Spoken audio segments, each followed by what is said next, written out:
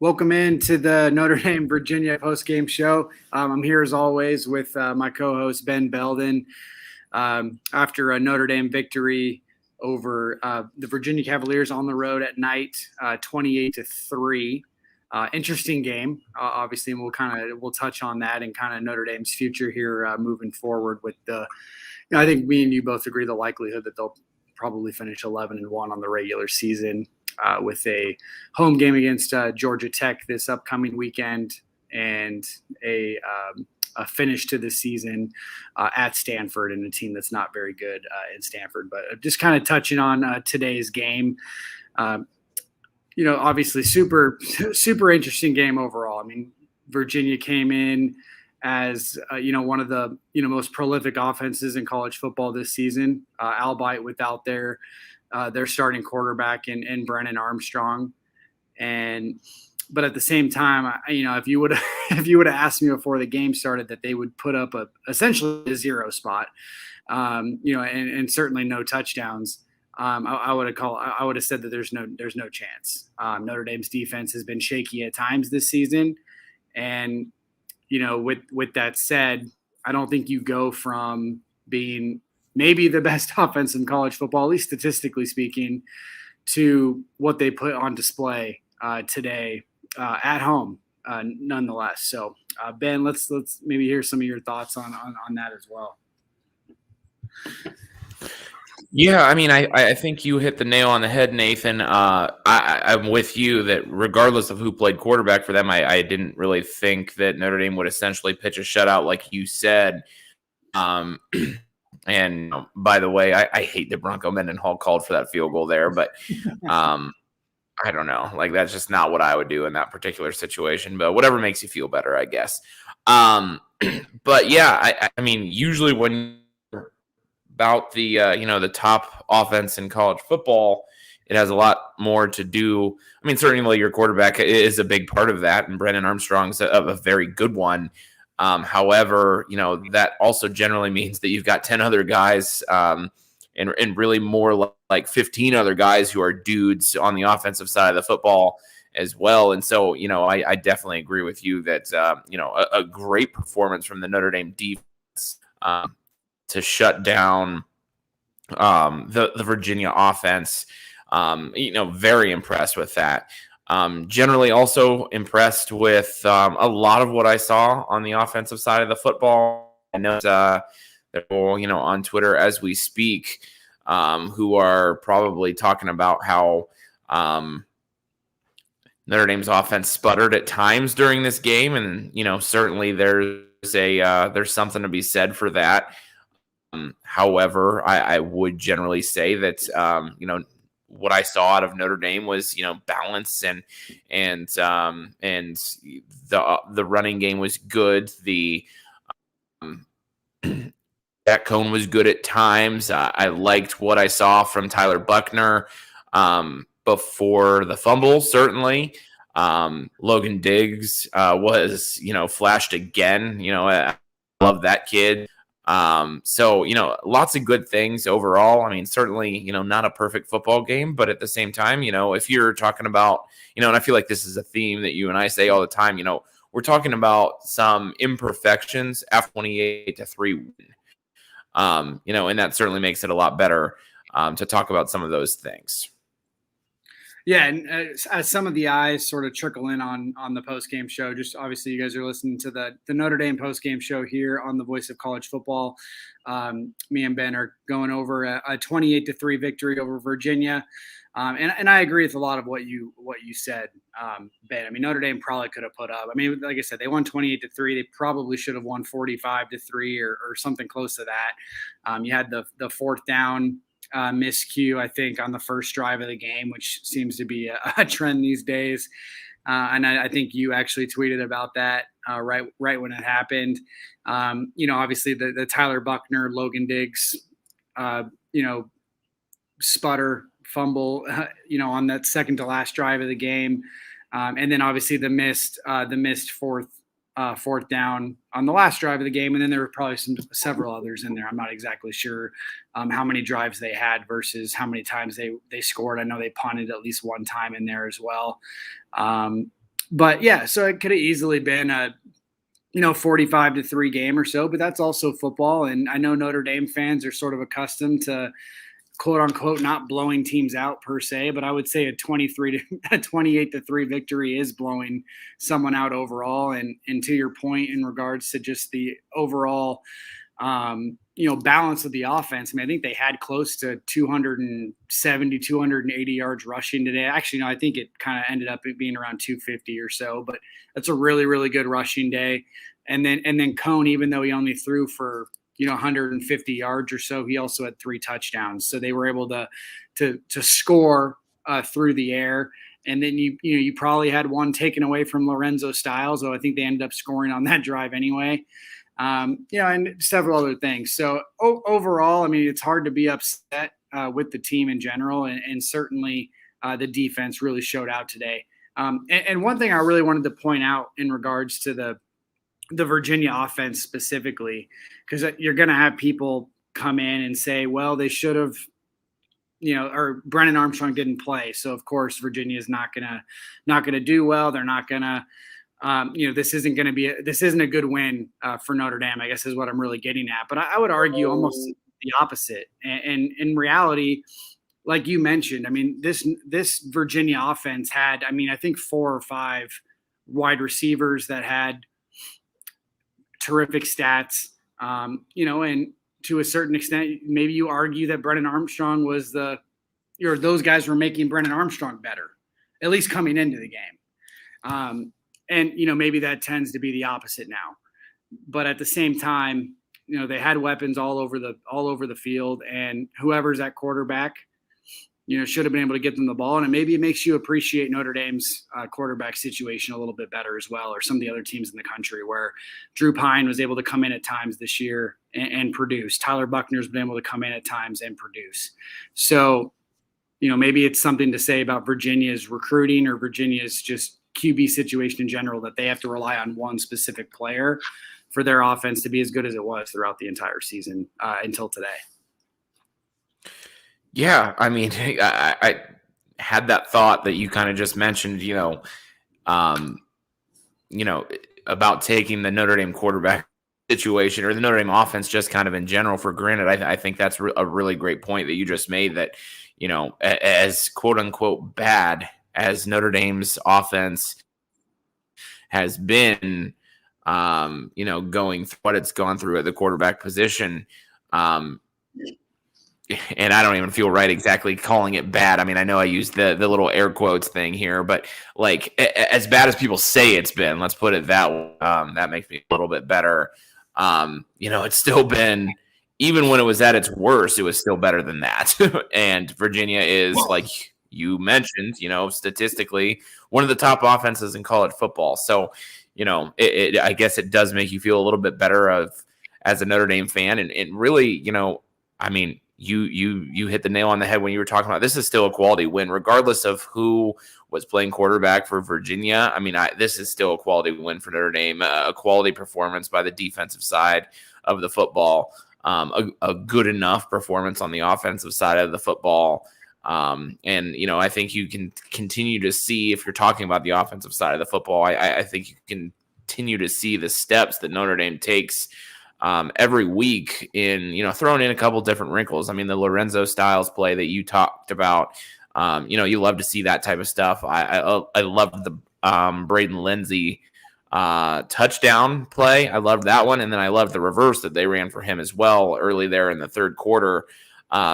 It seems like every week you sort of see kind of more wrinkles to the Notre Dame offense. And then now more so than at the beginning of the year. And maybe this is a product of offensive line play a little bit as well. But, Kyron Williams, Logan Diggs, the ball handlers in general for Notre Dame are just making plays in a way that, we didn't see early on.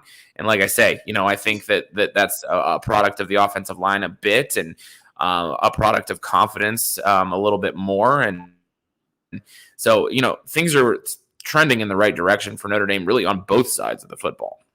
Probably a product of Kyron Williams possibly being the best running back in college football too. I think I saw a statistic.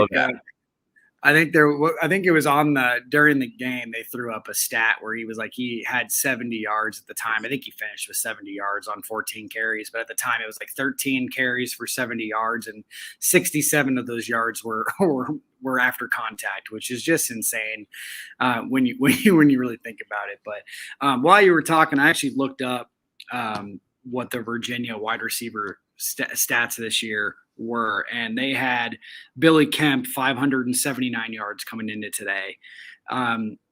They had Jelani Woods 446 yards coming into today.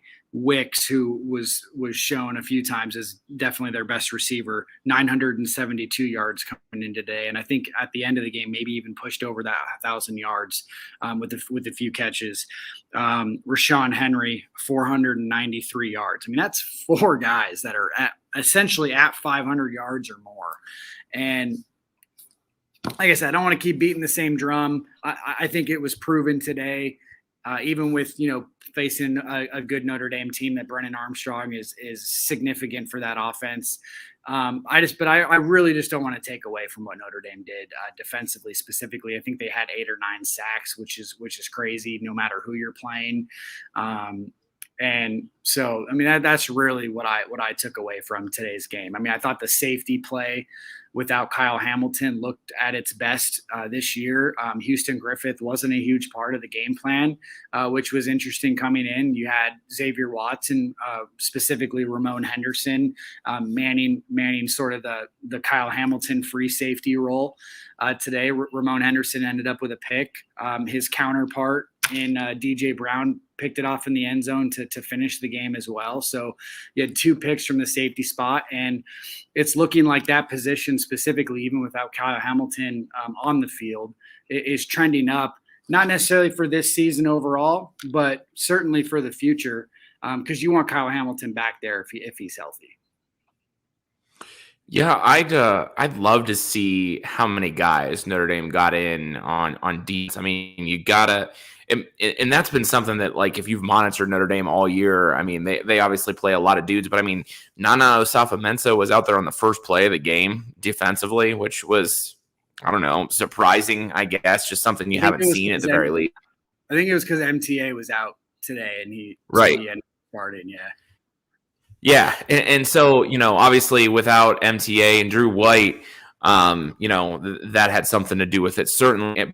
But still, it just feels like Notre Dame played, and like I say, I don't know the number, but it feels like they played at least they're 2 deep at every position, and played about 20, 22 guys, somewhere in that ballpark. Maybe a few less than that because, you take for granted that, like I said, they had a couple guys out. But regardless, the depth on the defensive side of the football continues to wow me. I mean, you saw Riley Mills get a couple of sacks there. He's a guy that I've liked all year, a guy that I don't know, have a good feeling about, and you can kind of see why. And certainly he, got in there quite a bit because of MTA's absence as well. So, it's just interesting sometimes to see the personnel groupings, Notre Dame has a bunch of hybrid type players that kind of can play all over the field, and I love that about the defense. And it says something that they're starting to figure out how to put it all together and which groupings go best together and that type of stuff. And it really kind of came to fruition today against, like I say, I know it was a team that was down their quarterback, and we've talked about that, but still, regardless, I mean, just all over the place. Drew Wright's a really good football player. MTA is a really good football player. 2 of the best, football players on this team. So take them out of it. You would think that Notre Dame, would take a step back defensively. And in fact, I think they, like you said, played just about, probably their best defensive performance all year. Yeah, and even though like you mentioned, the defense has certainly had its moments this year. Injuries play a factor. Missing, three linebackers from the beginning of the season. You're out Kyle Hamilton. Now you're out, MTA and Drew White today as well. But to your point in regards to just the depth overall from the defense. I mean, you saw Prince Colley get in there a little bit at the end as well. We've already mentioned the safety position, how it seems to be possibly trending up, at least as of today or from today's game. And then the defensive line just has guy after guy. I mean, if it's not Justin Amaloa, it's Nana Osafo-Mensah. If it's not MTA or Kurt Heinisch, it's Jason Adamalola or Riley Mills, like you mentioned today, or Jacob Lacey, or Howard Cross. And I know Isaiah. I haven't even mentioned probably the best player in Isaiah Foskey, and Jordan Patello had a great play last week against Navy, and Kahanu Kia at Viper is getting in on special teams and making big time hits, and he's not necessarily in the defensive system yet, but I just named off like 15 dudes just off the top of my head, and that's really what the defense might not be there yet this year because of some injuries, but you certainly see it for the future. That's certainly the case. And, Ben, it's crazy, man. Every week I don't want to convince myself that Notre Dame has a chance to make the college football playoff. And then every week someone in front of them loses. Whether it's Oklahoma this week or Michigan State last week, Michigan losing to Michigan State the week prior to that, even though they ended up moving up in the rankings somehow. Ohio State has looked shaky at times. It's only a matter of time, you almost think, until Alabama maybe loses. I mean, I think, Ole Miss was beaten up on Texas A&M right before we hopped on. So maybe Alabama drops down a little bit. So I'm not saying I'm still not on board saying that Notre Dame is going to make the college football playoff. I would still say it's unlikely, but things are starting to happen. If Cincinnati loses, I would imagine Notre Dame probably jumps them, just like Michigan jumped Michigan State, and probably how Ohio State will eventually jump Oregon, because they'll have wins against Michigan State, Michigan, and then whoever they end up playing in the conference championship, assuming that comes to fruition. So it's, again, not saying it's going to happen, but if you would have asked me 4 weeks ago if there was a path for it, I would have said it's very, very unlikely, but some of those very unlikely things are starting to happen. I lose track of that. Where were they last week? 9th? Is that where they were? 9th, and now they'll assuming move up to 8th for sure. Yeah, so they're at least at 8th. We'll see what happens. Oregon and Washington State is on, at the moment. But so at least at 8th, and then next week when Michigan State and Ohio State play, one of those two teams picks up their second loss. So there they are on up to 7th. At some point, Georgia and Alabama are going to play. And so, if Georgia wins that game, Alabama's then sitting there with 2 losses.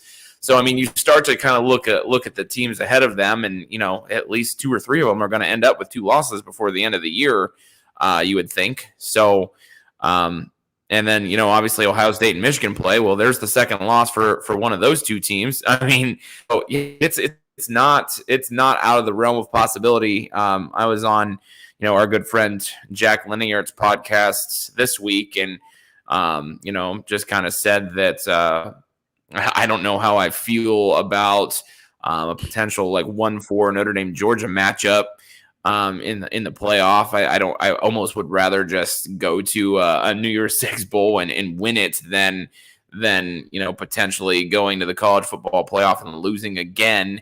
But at the same time, as I said on that podcast as well, it's also very hard to try to turn down a ticket to the dance. I mean, if you have the opportunity to go, you go, obviously.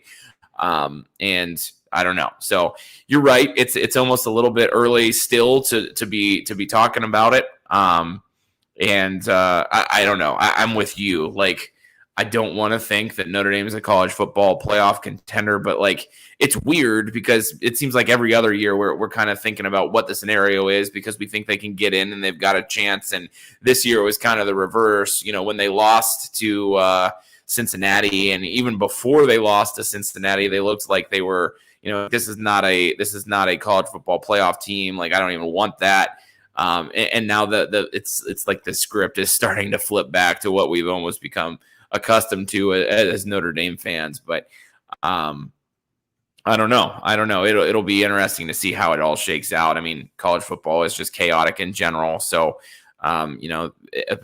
leave it to be this year. I mean, not that I think this will happen, but I mean, a year where Notre Dame was terrible at the beginning, and this is the year that somehow they get hot really at the end and sneak in and then get into the national championship game or something. That would be something else. But anyway, that's it for my speculation on that topic.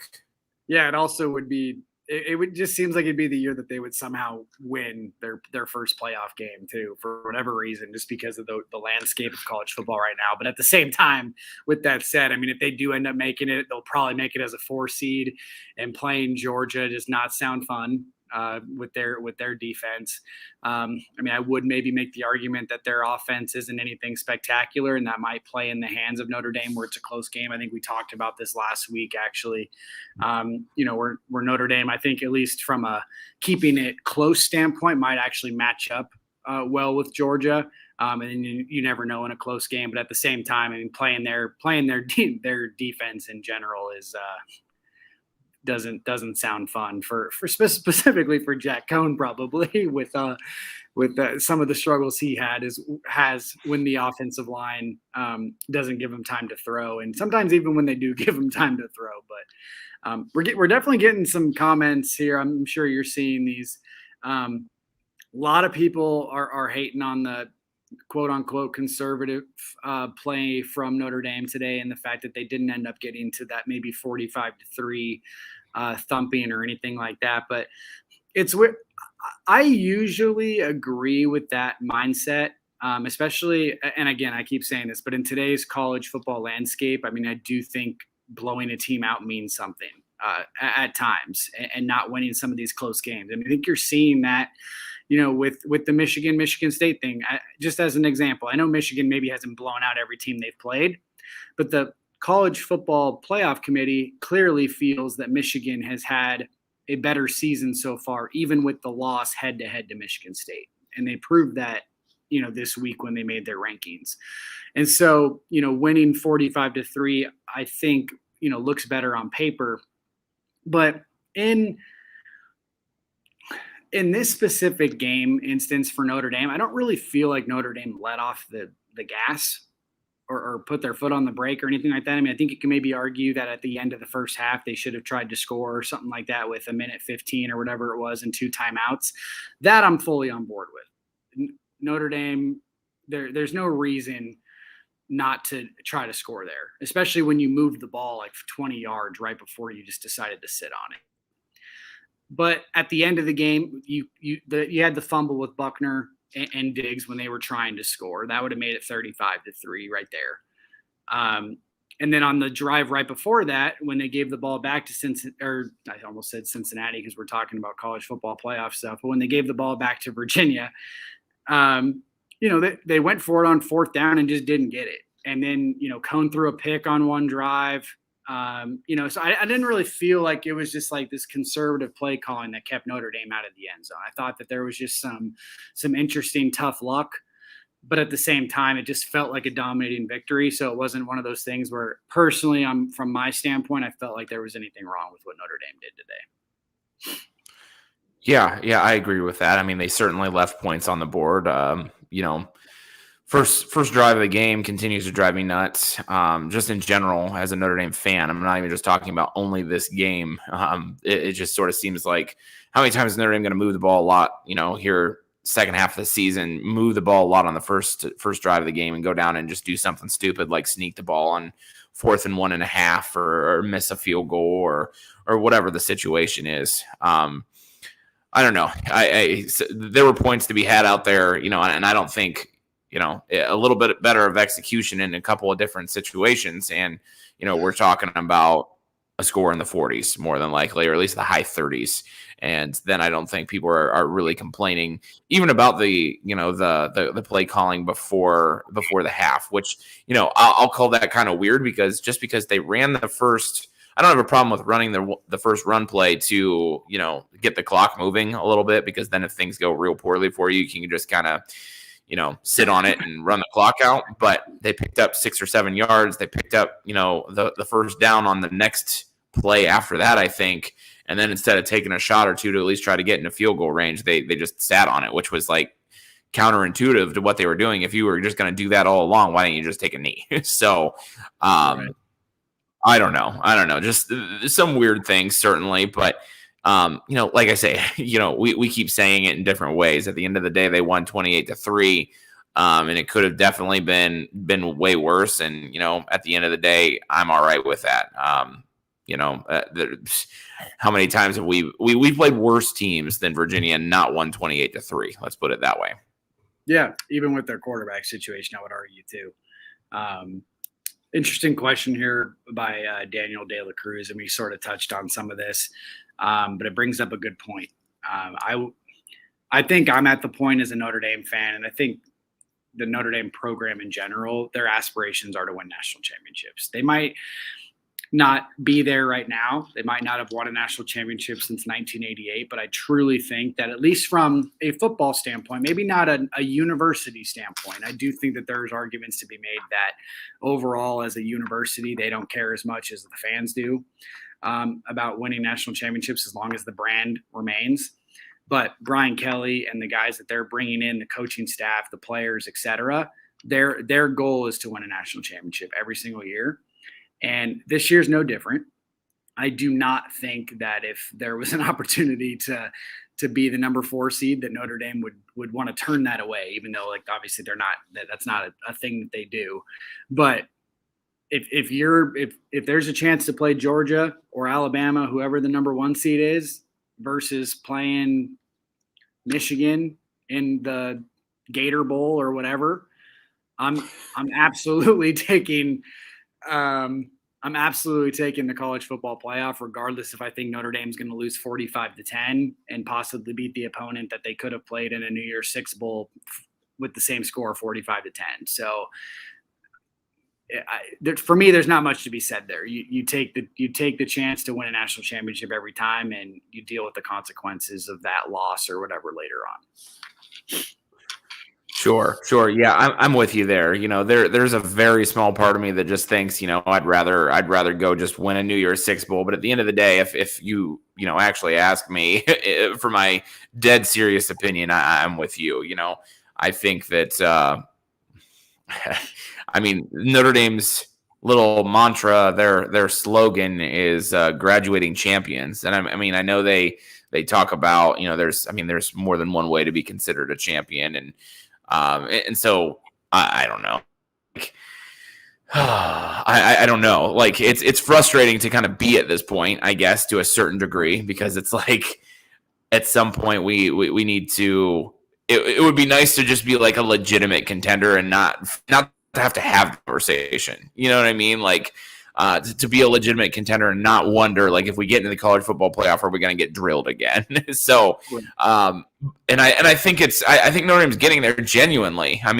You look at this particular Notre Dame team, and they're not going to lose a ton between this year and next year. Obviously, they're going to lose probably Kyle Hamilton to the NFL. If he would come back, I would say that would be the shock of college football if he comes back. They're not going to have, a couple offensive line players, including their best offensive line player in Jarrett Patterson. They're not going to have Jack Cohn, but you think that between now and next season, Tyler Buckner is going to really take a bunch of leaps forward. And you see freshmen playing, and you see depth on defense, and you see that Notre Dame can still be good on defense even without a Kyle Hamilton back there. So, I think we're getting there. It's just that, at some point it needs to get put together. That's not really what we started talking about. I get that, but I don't know. So, yeah, I think regardless of what happens with this particular season, the experience that these guys get is really going to be the number one thing. And whether that's playing in a college football playoff and losing or whatever, not that I want them to lose, but I think that experience is going to be valuable for them when their actual window is what I would consider legitimately open in the next 2 or 3 years.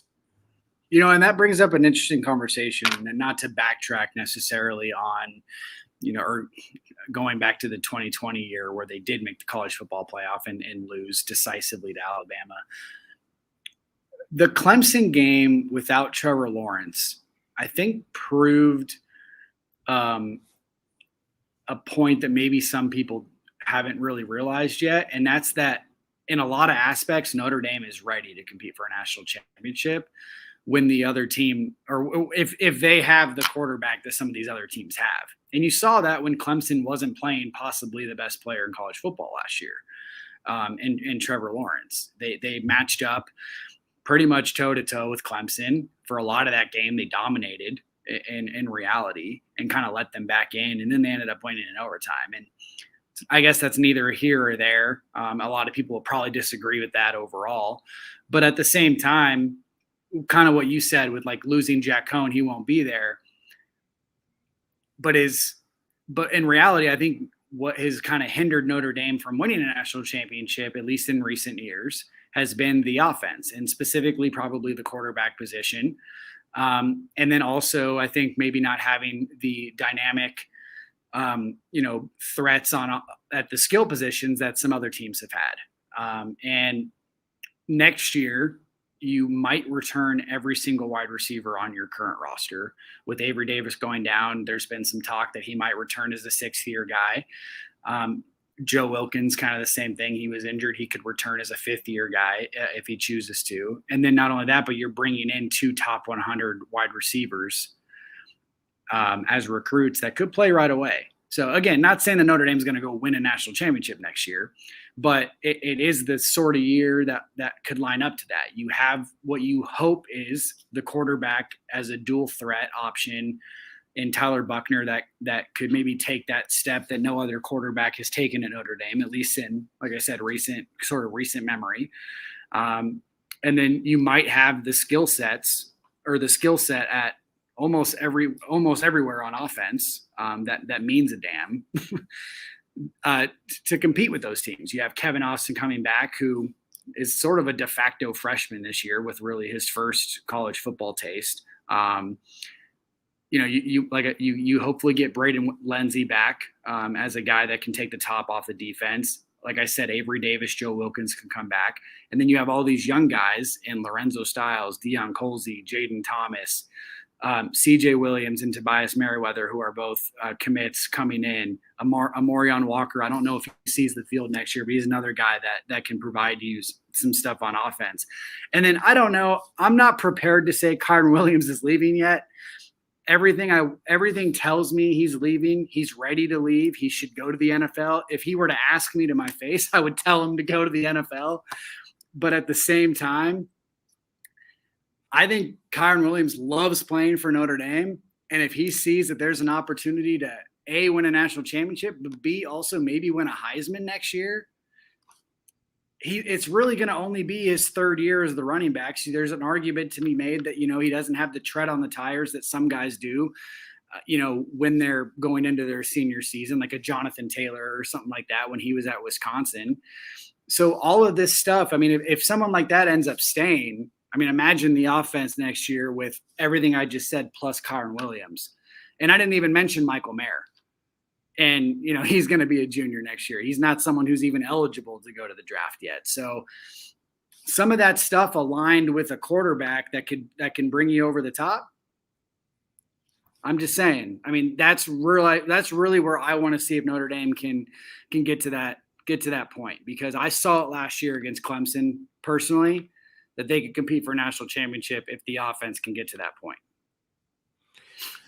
Yeah. And I mean, I think, the initial point that you were making about, the difference between, Clemson with Trevor Lawrence and Clemson without Trevor Lawrence is very apparent. And, that's kind of, we went through the whole topic of conversation earlier this year about, Jack Cohn versus Drew Pine. Well, there's a reason why, Notre Dame is not investing a whole lot of time into developing Drew Pine. And it's because, and people called him Ian Book 2.0, and those comparisons make sense for a lot of reasons. Well, guess what? Ian Book wasn't good enough to win you a national championship. Just because he didn't, there wasn't enough playmaking, just, the quote unquote balling out wasn't there with Ian Book.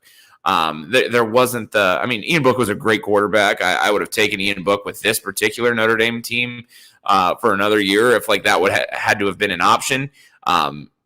but They'd be undefeated with the Eagles not. right now, for sure. Yeah, I agree, absolutely. And so, I'm not trying to.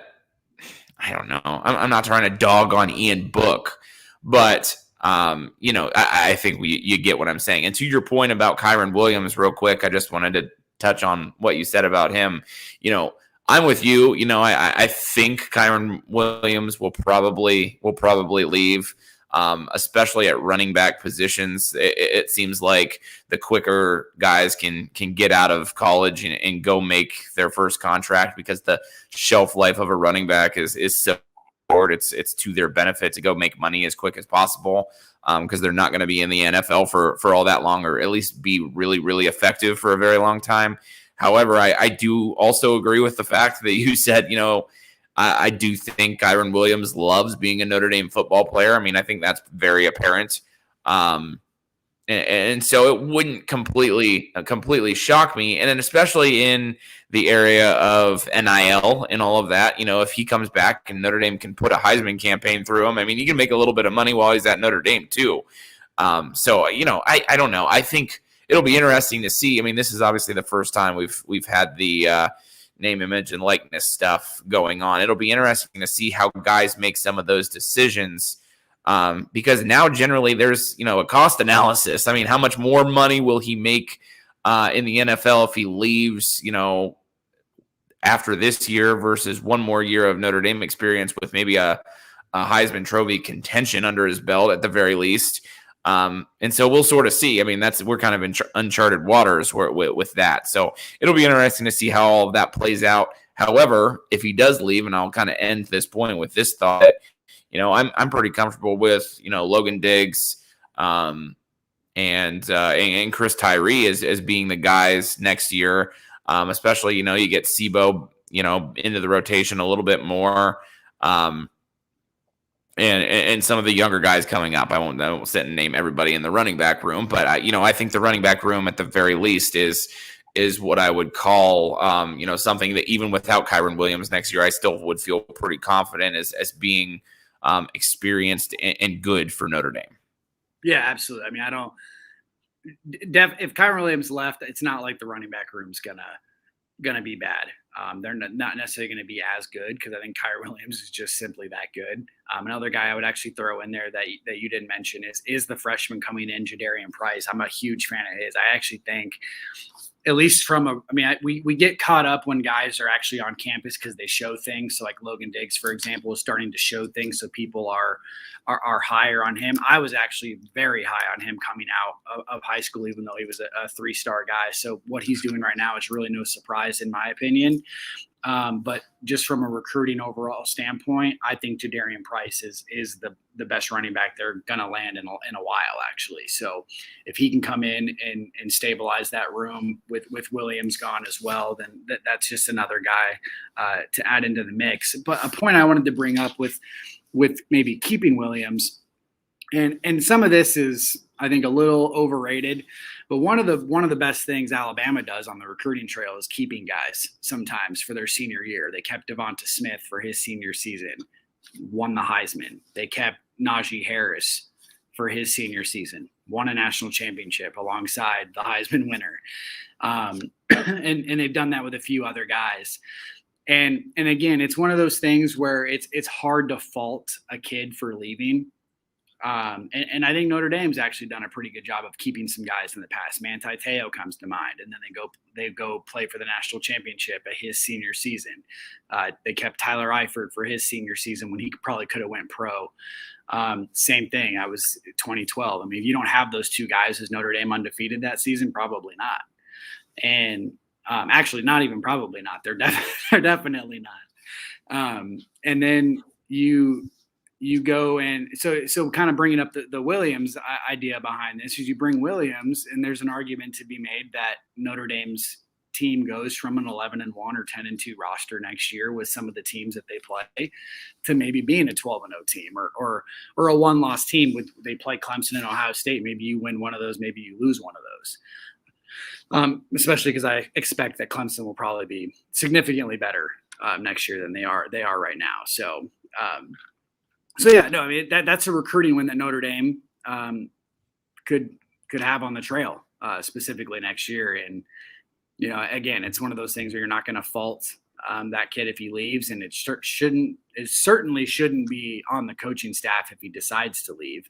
Because again, if he goes to Brian Kelly, I think Brian Kelly should be honest with him on his chances of being a player in the NFL, because I think that's what a good coach would do. Yeah, I mean, certainly, certainly he has the NFL skill set. I mean, he's got, I talk about his pass blocking, I feel like on every single podcast that I'm ever on. But he had even just a couple tonight where I'm sitting in my living room, like, oh, like you can just the collision in pass blocking just continues to astound me with him. I mean, he's got a full game, I guess is what I'm trying to tell you. So yeah, I mean, he's a genuine NFL prospect, especially because he can do everything. He can break the tackles. He can get the tough yards. He can catch the ball out of the backfield. He can pass block. He's an NFL running back because he's got a full game. And testament to Lance Taylor. I mean, he's done a really good job developing him and others in that running back room. So yeah, I mean, if I had to put money on it, he's gonna be he's gonna be in the NFL next year. But that doesn't mean I don't want to sit here and cross my fingers and hope he comes back either. Yeah, and it's funny to that point. Johnny Bays threw up an interesting statement here. It's certainly bold. I don't know if I agree with it, but at the same time, Diggs is a very good player. So if Kyron walks, and we've already talked about this a couple times now, but if Kyron does walk and go to the NFL, then Notre Dame's running back room should still be in pretty good hands. But guys, I just want to throw this out here again. Thanks for tuning in. Post game show. Me and Ben are here with you every week. I actually probably will not be here next week. Me and Ben need to discuss this off camera. I'm going to be in attendance for the Notre Dame Georgia Tech game, so we'll probably be hammered once that game ends and won't be able to join this show immediately or anything like that. And I'm sure, assuming Ben can help you guys out and jump on, it will be a good show regardless. But if you guys are liking what you're hearing on an everyday basis, make sure you're contributing to the live show. Again, it's the post game show at the Voice of College Football. You can Venmo at the Voice of College Football or Mark Rogers, like I said, on Venmo. I think you can also do it on this stream if we have it set up correctly. I hope we do, and we enjoy your comments. But at the same time, even if you don't need to or want to contribute, I should say, and you just want to contribute with your voice, ask those questions. And like I said, we're here every week, and we enjoy the commentary back and forth with you guys. Ben, I don't know. I mean, is there anything else that you think is sort of, up there? I mean, Johnny Bays is still kind of talking about this, and yeah, we definitely didn't take this as a knock on Williams. It's definitely a compliment to Diggs, and I agree with you. He's certainly bigger than Williams, and probably a more traditional 3-down back. In regards to that, I mean, I guess Williams is a traditional three-down back with the way he plays. It's hard to argue with, but from a look standpoint, you could argue that Diggs has that look for sure. I think that just to chime in on that last little comment right there. I mean, a good way to look at it, I think, is that, and you kind of mentioned, a little bit ago, talking about Alabama recruiting their guys back, their juniors that could leave to the NFL. We're getting them to come back. I mean, I think it's very obvious that, playing with Kyron Williams helps Logan Diggs. I mean, you can Logan Diggs had a play earlier where, he was hit 4 yards behind the line of scrimmage on a 3rd and 1 or something like that in the first half, and breaks it for 6, 7, 8 yards, picks up the first down. I mean, you can see to a certain degree the kind of effect that playing with and watching Kyron Williams has had on Logan Diggs. He liked Kyron Williams on that particular play. Now, I mean, I don't know. So I guess what I'm saying in a roundabout way is that, Kyron Williams, if he comes back, Logan Diggs comes back that much better because he's got that guy to compete with, that guy to continue to learn from, and that type of stuff. And so that's I really like that point that you made about, what Alabama does. I mean, and so it kind of goes back to what we were saying. If Notre Dame can convince, hey, Kyron, guess what? We're going to go ahead and we're going to go put together, and you tweeted this to me earlier today, we're going to go put together, not 33 trucking like they did for Josh Adams, but something like that, find some sort of a catchy, yeah, like that would be lame. Like we got to find something completely different, but some sort of like catchy something or another, and put together that campaign in the way that they did. We're going to do that for you. You've got the opportunity to go elsewhere and make money from companies or whatever. Like, there's a legitimate pitch to Kyron Williams to come back. So I don't know. We've talked about this for a long time, but and like I say, if Kyron Williams comes back, that's better in my opinion for Logan Diggs's long-term career. And that's what I was kind of trying to say when I was stuttering and rambling just a little bit ago. It's just good for Notre Dame's program altogether, the running back room and just Notre Dame's program in terms of, having one of your best leaders back again. So yeah, I mean, regardless, like I say, Kyron Williams or not next year, I mean, Notre Dame is going to be in a good spot, but man, I would really want to have him back. So I don't know. I'll stop now. Well, I was going to say, I think that's kind of an underrated point to the whole topic there is if he were to return, not only are you getting one of the best players in college football, just in general, but you're also getting one of your best leaders. And I don't think that can be understated. And in reality, there are a lot of guys that could return to this roster that could make it just so much better. I'm going to leave Kyle Hamilton out of this because when you're a top 5 pick in the draft, you just don't come back. He's right. Not the type of player that should ever come back. And again, that's not a knock on him. That's not hey, Notre Dame needs to recruit him better to come back. Alabama wouldn't recruit Kyle Hamilton back to Alabama. That's a Jamar Chase level talent on the opposite side of the football that's just never going to come back. But you have guys like Jarrett Patterson who could come back for his 5th year and be maybe the best center in college football and lead the offensive line. You have Isaiah Foskey who can come back, who's been definitely trending up in draft boards with, close to 10 sacks. Maybe he's there. I don't think he had a sack today, even though Notre Dame had 8 or 9, which is crazy to think about. But he's a guy that could come back and be an absolute terror, rushing the passer. Jason Adamalola is another guy. There's been a lot of rumors of him being a guy that who has a year of eligibility that could leave for the NFL, but he is certainly a guy that if you brought him back, just bolsters the defensive line significantly. Maybe some lesser guys. I mean, just again, on the offensive side of the ball, maybe being able to get Avery Davis back for a 6th year, convincing Kevin Austin that he might not be 100% ready for the NFL only after 1 year of really good college football play, getting those guys back who I think in Kevin Austin's case, it's probably to a lesser extent because I think he is coming back. But then maybe even keeping a few guys out of the portal. A guy like Tariq Bracy, who's been pretty good for them in the slot, he could easily go to another roster and be the starter on the outside. But keeping him at Notre Dame and having him as a 5th-year guy that can compete in the slot for you, I think that's important. So there are definitely some guys on this roster where if they weren't, not necessarily, like I said, the Kyle Hamilton types or even the Kyron Williams types, if you were able to keep them on this roster, it makes next year's team, I think just on paper going in, just significantly better overall.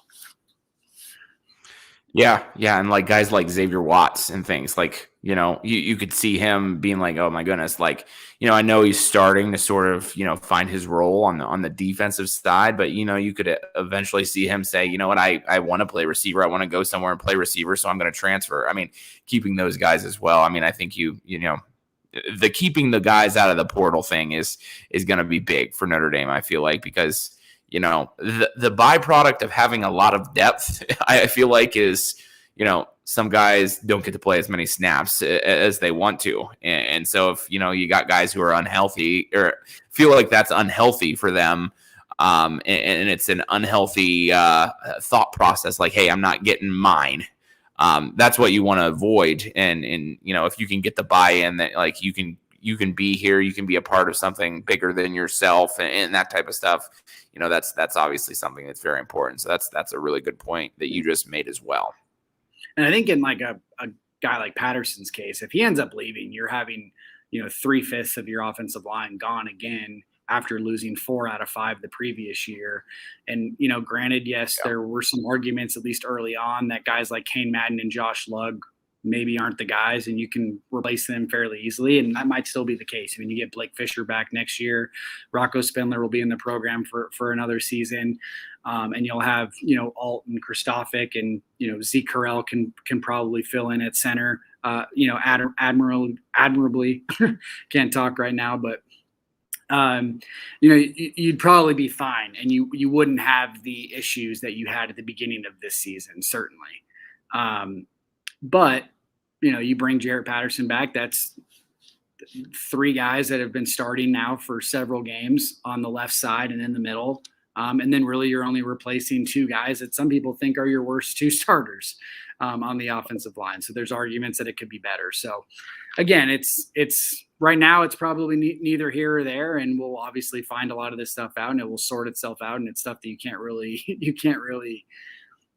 predict or worry about, because it's going to happen. But they're certainly interesting, because I think at least even going into this season, regardless of how Notre Dame has played, there were people that thought this was sort of a rebuilding year of sorts, or a retooling year of sorts.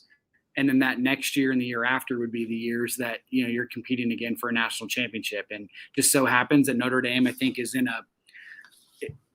a good spot right now, where even on a down year, they're having success and probably going 11-1 or 10-2, whatever it is, depending on the season. And it's more of a rebuild, or more of a retool than a rebuild. But then you have next year with all the other guys that supposedly are going to bring the program back to a couple years past. Yeah, I mean, I honestly don't really have a whole lot to add. I mean, your point on the offensive line. I mean, I would even argue that if you were able to bring Jarrett Patterson back, you're really at that point almost just replacing one offensive lineman, because I think you feel like Blake Fisher is would have been fine this year had he got the opportunity to continue to play. And so, I guess a positive byproduct of that is, well, you got Joe Alt a whole lot of opportunity at left tackle. Maybe he moves to right next year, and Blake Fisher's your left tackle, or whatever the situation is. And even the guys that you talked about that, not you, but that we talked about as Notre Dame fans throughout, that struggled throughout the first part of the year, Zeke Carell, but even like Michael Carmody, Tosh Baker. I mean, those guys, they got some experience this year and another year in the weight room. I mean, those guys, are good offensive. I mean, they're playing at Notre Dame. They're good offensive linemen. They were good offensive linemen in high school, dominant. At some point, once they start playing against, guys that are, on there that don't have the George Karloftises of the world. Okay. And when they start playing against guys that only have the same amount of experience as them, then they're going to start to look better too. So, I mean, you're going to talk about having hopefully 7 or 8 offensive linemen that you feel pretty decent about, because they have some experience. They've shown certain things at certain times. They got another year in the weight room, and obviously then you only have to fill 5 spots out of those 7 or 8 offensive linemen. So, and you generally feel pretty decent about 4 or 5 of them to begin with. So, that's where I hope, this season has taken Notre Dame, is that they've had to endure some things, but that the stuff that they endured is really going to, and I keep talking about the window. Like I say, next year or the year after, I think that's the window. So, yeah, I mean, that's all I got to say about that, I guess. Well, and then you're really building some cohesion on the offensive line if Patterson comes back, because really, like you mentioned, you have Fisher and some of the other guys. Let's just say next year's offensive line is Joe Alt and Fisher at tackle, whichever spot, pick one. Then you have Kristofic, Patterson, and then let's just say Rocco Spindler is your starting right guard. The next season, you're only losing Patterson. Hopefully Carell is still there. I mean, that could easily be a guy that transfers out if he's not getting his time. But let's just say Carell's there, then you're only replacing one guy. And even if he's not there, you're still only replacing one guy. It just depends who's going to be the center at that point. And then those guys could all be there even the next season. So you're looking at, possibly only replacing one guy or no guys, for 2 or 3 seasons down the line, which could really, really bode well for Notre Dame, being offensive line recruiting the way they do. You're looking at all of those guys as, 4th year or 5th year seniors at one point in time. And maybe Tyler Buckner at that point's a senior or whatever, wherever he's at, or whoever your quarterback is at the time. Maybe it's Walker Howard, who they're after this year as another 5-star kid. Maybe, whoever it is. I mean, you're at that point where hopefully the recruiting's there that we've been talking about during this, 55 minutes of ranting about it. But if the recruiting is really there to the better than what it's been in the past and what it seems to be trending towards, especially on the offensive side of the ball, because I think the defensive side of the ball, we all understand they've recruited well and it's only getting better. But let's just say you have this offensive line unit we're talking about. You put in an elite quarterback, maybe some elite, receivers in the running game, and then you're competing for a national championship, and not just getting there, but you're actually competing, I guess is what I'm really getting at. That was the long-winded way of saying all that. I just think it's interesting as we kind of, I assume you want to come to a close here, but it's interesting that, we're talking about this, an hour or whatever it is after a Notre Dame Virginia football game. And we haven't really talked about, we talked about it at the top. We haven't really talked about the game all that much. And we generally always do this, right? And it just kind of, and I think the point that I want to make about that is that, it's how refreshing is it that, we talk about Notre Dame and, the big picture and that type of stuff. And we don't have to sit and nitpick about, and break down this play that happened in a Virginia football game, or you get what I mean? That, we're talking about something bigger than just, one football game. I don't know that in many recent years, genuinely, that you could do that. I mean, I don't know. At the very least, Notre Dame has gotten to a point where those are conversations about, how this fit into like a bigger picture. And we're not just like micro talking about small things that happened, in one football game all that often. I mean, certainly we're going to sit and talk about some plays and decisions that get made in a game, but it's all in the context of something bigger than one game. And, I kind of like that, because I don't want to sit and talk about, every little decision that gets made and every play and this and that. How refreshing is it that we've gotten at least to this point as Notre Dame football fans and semi-quasi analysts, whatever you want to call us. Well, and I think it sort of, and then we'll get going here after this point, unless you have a follow-up. But I think it almost puts into perspective too a little bit, how lucky to an extent. Like, I mean, obviously there's the Alabamas, the Clemsons, the Ohio States, like people that are actually like fans and teams that are actually like, hey, we're going to win the national championship this year. And if we don't, we're probably going to be one of the top 4 teams. We're getting to the point where we're very close to saying, hey, we're going to be one of the top 4 teams, or very close to that, and not necessarily competing for the national championship when we get there. But the one thing I kept thinking about, to your point, is let's just say there's the Virginia post-game show out there after tonight's game. There's no chance in hell the same people that are commenting on Virginia football are talking about this bigger picture that we're bringing up, that, hey, there's a chance that we can win a national championship in 3 or 4 years. And again, there's probably people out there that also say that we're dumb for doing it too, because we haven't done it since 1988 and we're never going to beat Alabama, or so on and so forth. But at least there's been like these slivers of hope, I guess, if that makes any sense. And certainly the recruiting's there. I mean, you can't argue with recruiting. Notre Dame right now is the 3rd ranked recruiting class in college football for 2022. They're the 3rd ranked class in college football for recruiting in 2023. Those numbers probably won't stand, but I doubt they're going to move past number 10.